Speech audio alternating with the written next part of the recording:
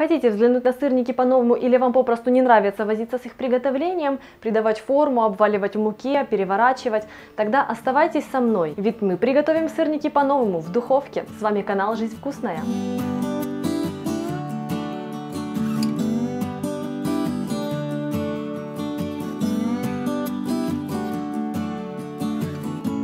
Ссылку на рецепт обычных сырников я оставлю в инфобоксе, ну а сегодня будем готовить ленивый вариант. Более того, за счет того, что эти сырники не будут обжариваться, а будут запекаться, этот вариант еще и более полезный. Сплошные плюсы.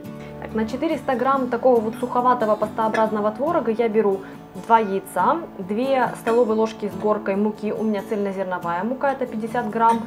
Также 80 грамм сахара и очень щедрая горсть изюма, это тоже около 40-50 грамм. Я его заранее немножко промыла, и все ингредиенты я продублирую в описании, список всех ингредиентов. Сперва я смешаю творог с сахаром и вилочкой просто это все дело разотру. Смешивается все легко.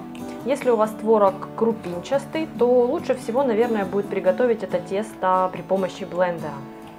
Мне больше нравится делать такие вещи вручную, потому что, как правило, готовится это все с утра, не хочется доставать дополнительно технику, что-то там жужжать.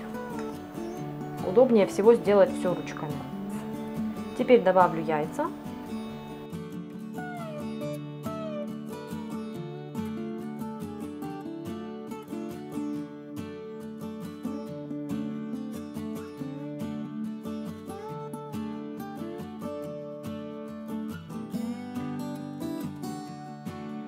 Масса смешалась, добавляю муку. Для сырников в духовке я не делаю какое-то жидкое тесто, потому что более жидкое тесто дает эффект творожной запеканки. Для меня это будут такие более уже порционные мини-творожные запеканки. А вот сырники сырники хочется, чтобы были поплотнее все-таки. Видите, какое густое тесто получается. В самом конце добавляю изюм.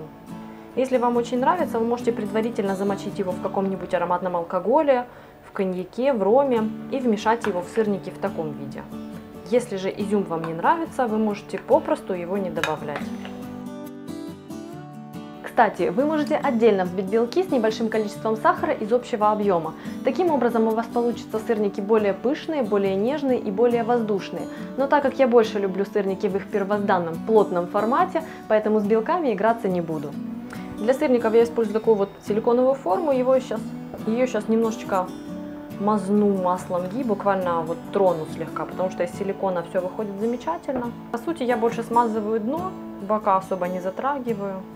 Главное, чтобы сырничек хорошо отошел от дна, а дальше уже будет его вытащить очень просто, тем более из силиконовой формы, из которых вообще все выходит замечательно.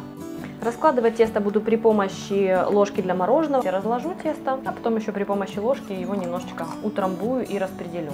Сырнички получаются такие довольно увесистые. Можно укладывать и по одной ложке, но это уже на ваше усмотрение. Я не выдержала и перед отправкой в духовку все-таки перераспределила тесто для того, чтобы все было красивенько, все-таки видео снимаю, поэтому у меня получится 8 штучек.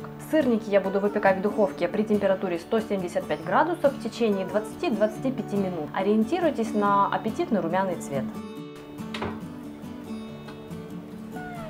Гляньте, какими красивыми получились мои сырники. Какие-то хотели сбежать, но мы им не дали.